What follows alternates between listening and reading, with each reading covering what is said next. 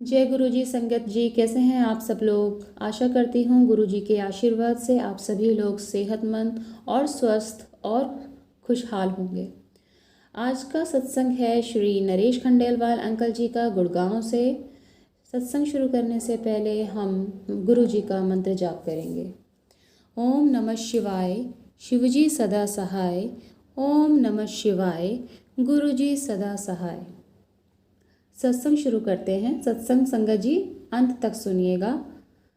सत्संग शुरू करते हैं। श्री नरेश खंडेलवाल की पत्नी, जो 30 वर्ष से कुछ अधिक की रही होंगी, को ज्वर हो गया था। पता लगा कि उसे डेंगू ज्वर था और उसके गुर्दे प्रभावित हुए थे। गुड़गांव में चिकित्सकों ने उसका उपचार करने से मना कर दिया था, क्योंकि उसके बिम्बाणु की मात्रा केवल 10,000 थी।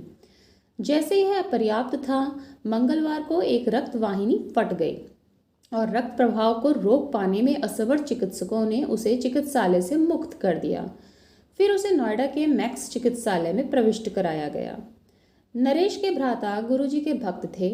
यह घटनाएं देखकर वह और उनकी पत्नी अत्यंत उद्विग्न हुए और उन्होंने गुरुजी के एक अन्य अनुयायी को फोन किया और पूछा कि क्या वह उस दिन मंगलवार को गुरुजी के दर्शन कर उनको समस्या से अवगत करा सकते हैं।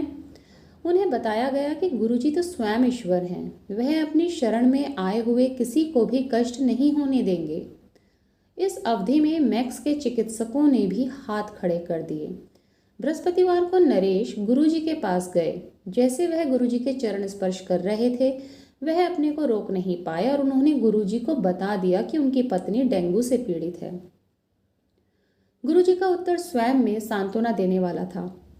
डेंगू डेंगू की हुंदा है, चल जा, कुछ नहीं होया उसनु। नरेश जैसे ही चिकित्सालय वापस पहुंचे, उनकी पत्नी के बिम्बाणु की संख्या प्रत्येक परीक्षण के ऊपर बढ़ने आरंभ हो गई। 12,000 से 30,000, 50,000, 1 लाख, 1.5 लाख आदि। गुरुजी के आशीर्वाद से उसके शरीर में उपचार की प्रतिक्रिया प्रारंभ हो गई थी। चिकित्सालय में ही एक रात को वह चीखती हुई उठी। उसके आसपास सबने पूछा कि क्या हुआ। उसने स्वप्न देखा था कि 3 काले मनुष्य उसको खींच कर ले जा रहे थे और वह बचाने के लिए पुकार रही थी, किंतु उसके सब ओर खड़े हुए समूह में से कोई कुछ नहीं कर पा रहा था। फिर उसने गुरुजी को पुकारा, वह आए, यमदूत चले गए और वह बच गई। यह स्वप्न उसने 2 बार देखा और उसे प्रतीत होने लगा कि उसे गुरुजी ने ही जीवन दान दिया है। केवल वह ही ऐसा कर सकते हैं। 1 सप्ताह में उसे चिकित्सालय से मुक्ति मिल गई और फिर उसके गुर्दे ठीक करने के लिए उसे डायलिसिस पर डाला गया। आज वह माँ, पत्नी और बेटी तीनों की भूमिका निभा रही है। गुरुजी ने यमदूतों को वापस भेज दिया था। क्या कोई और ऐसा कर सकता है? जय गुरुजी। शुक्राना गुरुजी, अनंतम शुक्राना। संगत जी, इसी के साथ हम एक और छोटा सा सत्संग श्री दीपक गुप्ता जी का नोएडा से सुनते हैं।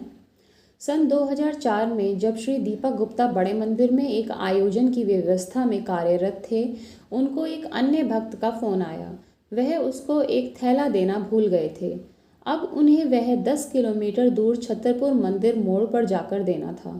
थैला देना अति आवश्यक था। घनघोर वर्षा हो रही थी, सड़क गीली थी और दीपक 100 किलोमीटर प्रति घंटे की गति से जा रहे थे।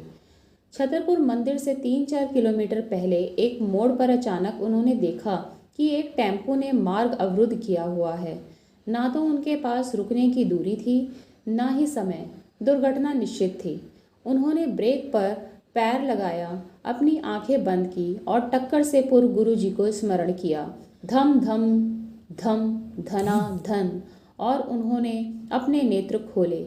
उनकी कार न्यूट्रल गियर में थी और उसका इंजन बंद था। टेम्पो का चालक उनको घूर रहा था। टेम्पो के दोनों ओर कार निकलने के लिए स्थान नहीं था। दीपक विस्मित थे। थैला देने के बाद वह बड़े मंदिर लौट आए। उन्होंने किसी को कार को देखने के लिए कहा, क्योंकि उन्होंने टक्कर की ध्वनि सुनी थी। अचंभे की बात थी कि कार क्षतिग्रस्त नहीं हुई थी और उस पर दुर्घटना के कोई चिन्ह भी नहीं थे। यह चमत्कार ही था कि वह सुरक्षित रहे। जय गुरुजी। शुक्राना गुरुजी।